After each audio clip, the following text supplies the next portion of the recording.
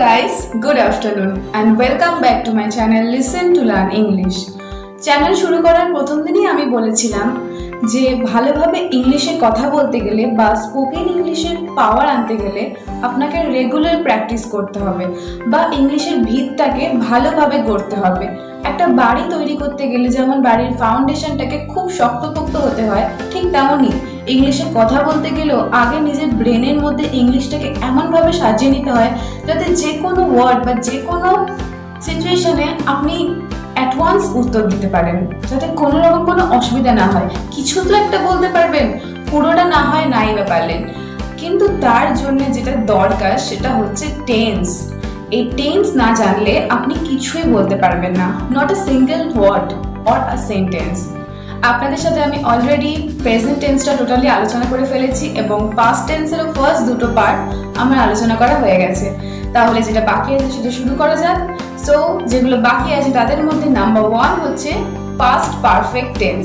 তাহলে আসুন দেখে নিন পাস্ট পারফেক্ট টেন্স কাকে বলে, কিভাবে আপনি ইউজ করবেন, কখন ইউজ করবেন, কিভাবে এই সেন্টেন্স ফরমেশনস করতে হয় অ্যান্ড এক্সাম্পলস। যখন আমরা কোনো কিছু লিখতে যাই বা কারোর সাথে কোনো কথা বলতে চাই, তার আগে তো আমরা নিশ্চয়ই ভেবে নিই যে জিনিসটা কি বা আমরা কি সম্পর্কে বলবো, কি বলতে হবে আমাদের। তো ঠিক সেই রকমই পাস্ট পারফেক্ট টেন্সে কথা বলার আগে বা এই সেন্টেন্স কোথাও অ্যাপ্লাই করার আগে আপনাকে জানতে হবে কাকে বলা হয় পাস্ট পারফেক্ট টেন্স। তাহলে জেনে নিন কাকে বলা হয় পাস্ট পারফেক্ট টেন্স।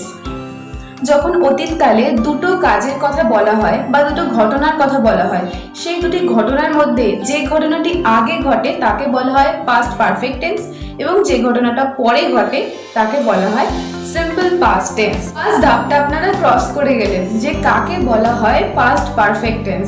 এবারে দেখতে হবে যে কিভাবে আপনি সেন্টেন্সটাকে সাজিয়ে লিখবেন।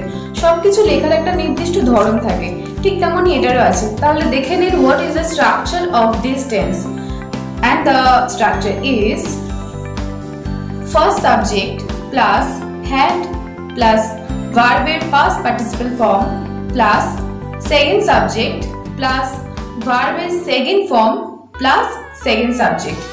এখানে একটা কথা মেনশন করে দেওয়া উচিত, এখানে ফার্স্ট সাবজেক্ট সেকেন্ড সাবজেক্ট বা ফার্স্ট অবজেক্ট সেকেন্ড অবজেক্ট বলে আছে কারণ এখানে দুটো ঘটনার কথা বলা হবে। একটা ঘটনা আগে ঘটবে এবং একটা ঘটনা পরে ঘটবে।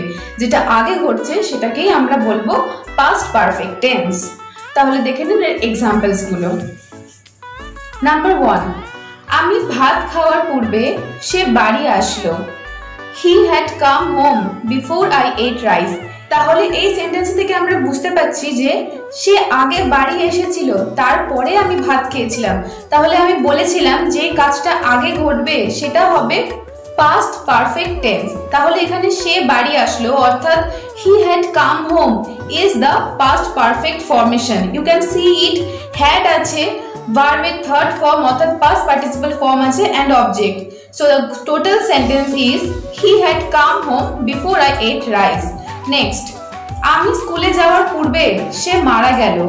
এখানেও সে আগে মারা গেছিল, তারপরে আমি স্কুলে গেছিলাম। তাহলে এটা কি হবে? He had died before I went to school. Next example, doctor আসার আগে রোগীটি মারা গেল। The patient had died before the doctor came. এখানে the doctor came হলো কারণ এটা হচ্ছে সিম্পল পাস্ট টেন্স। তো আমরা জানি সিম্পল পাস্ট টেন্সে অলওয়েজ V2 অর্থাৎ ভার্বের সেকেন্ড ফর্ম বসে, তাই এখানে কামের সেকেন্ড ফর্ম কেম বসেছে। নেক্সট, বিছানায় শুতে যাওয়ার পূর্বে আমি দরজাটা বন্ধ করে দিয়েছিলাম। I had shut the door before I got into the bed. ঠিক তেমনি এখানেও had shut অর্থাৎ পাস্ট পারফেক্ট ফর্মের ফরমেশন এবং I got into bed, এখানে যে গট আছে এটা হচ্ছে গেটের সেকেন্ড ফর্ম অর্থাৎ সিম্পল পাস্ট টেন্সের ফরমেশন। তাহলে আপনারা দেখে নিলেন পাস্ট পারফেক্ট টেন্স কাকে বলা হয়, কিভাবে গঠন করবেন এই সেন্টেন্স এবং এই সেন্টেন্সেস এক্সাম্পলস। তো আশা করি আর কোনো প্রবলেম হবে না, যদিও বা হয়ে থাকে ক্লিয়ার হয়ে যাবে। কন্টিনিউয়াস টেন্স বরাবরই বলে এসেছি, যেখানে কন্টিনিউয়াস কথাটা থাকবে সেখানে আইএনজি হবে এবং ভার্বের মেইন ফর্মটা হবে অর্থাৎ V1, এবং যদি সেটা পারফেক্ট কন্টিনিউয়াস হয় তাহলে সেখানে প্রেজেন্ট হলে হ্যাভ এবং হ্যাসের সাথে বিন অ্যাড হবে, এবং যদি সেটা পাস্ট হয় সেই ক্ষেত্রে আমরা দেখেছি যে পাস্ট পারফেক্ট টেন্সে হ্যাড ইউজ হচ্ছে, তো এখানে জাস্ট বিনটা অ্যাড হবে, অর্থাৎ হ্যাড বিন হবে। তাহলে এটার ফর্মেশন তো খুব সোজা, কারণ আপনারা এক্ষুনি পাস্ট পারফেক্ট টেন্সটা করেছে, তো জট করে দেখে নিন এটা।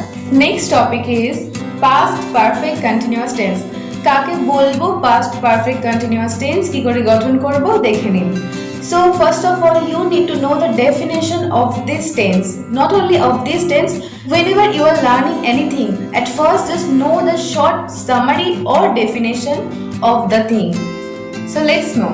যখন এরকম বোঝানো হয় যে কোনো কাজ অতীতকালে একটা বিশেষ সময় পূর্বে শুরু হয়েছিল কিন্তু ওই বিশেষ সময় অবধি চলেছিল, তাকে বলা হয় past perfect continuous tense. Just take it as a example. Suppose কোনো কাজ 2018-তে স্টার্ট হয়েছিল এবং 2019 অবধি চলেছিল, অ্যান্ড ইট প্রেজেন্ট নাও 2020। তাহলে কাজটা 2018 শুরু হয়ে 2019 অবধি চলেছে, একটা লং ইন্টারভাল অবধি চলেছে, কিন্তু এখনকার দিনে দাঁড়িয়ে সেটা আমাদের কাছে অতীতকালে ঘটেছে এবং অতীতকালে সমাপ্ত হয়েছে।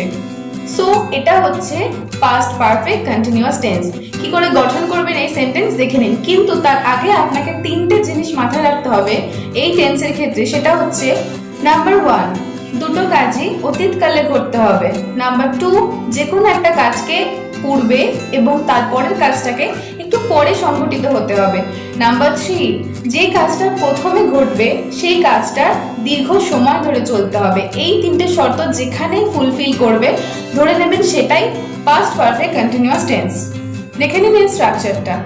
So the structure of the past perfect continuous tense is first subject plus had been plus V1 plus ing plus first object plus second subject plus V2 plus second object.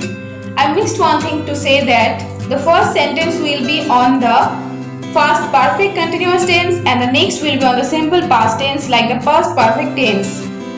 Structure দেখার পর মনে হচ্ছে যে past perfect tense এবং past perfect continuous টেন্সের মধ্যে শুধু একটা জিনিসেরই তফাৎ, হ্যাড বিন এবং আইএনজি। একদম ঠিক।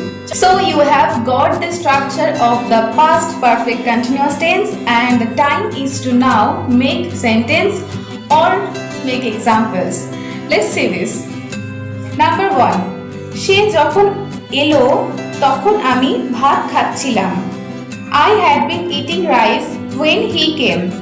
The first sentence, look at the first sentence, I had been eating rice. It is a total sentence and there is the had plus been plus V1 plus ing plus object.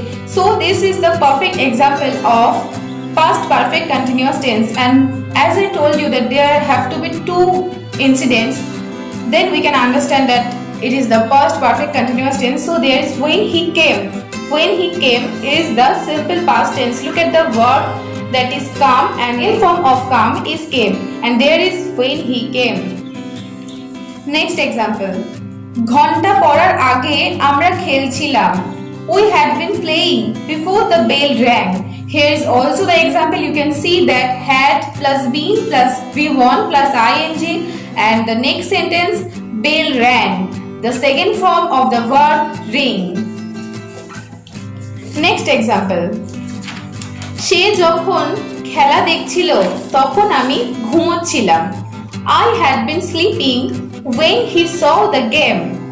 Next, আমি যখন তার সাথে দেখা করতে গেলাম তখন সে বই পড়ছিল। He had been reading book when I went to meet with him or her.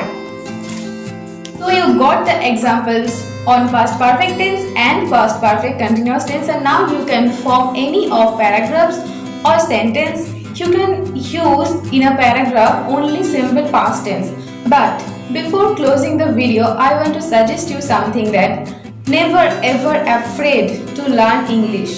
কখনো ভয় পাবেন না ইংলিশ শিখতে। অনেকে আছে যারা ইংলিশ বলতে চায় বা ইংলিশে কথা বলতে চায় সবার সাথে, তারা হয়তো মাথার মধ্যে খুব সুন্দরভাবে সাজাতে পারে ইংলিশটাকে, কিন্তু কারোর সামনে বলতে গেলে এত ঘাবড়ে যায় যে আর বলতেই পারে না বা তাদের মুখ থেকে বেরোয় না।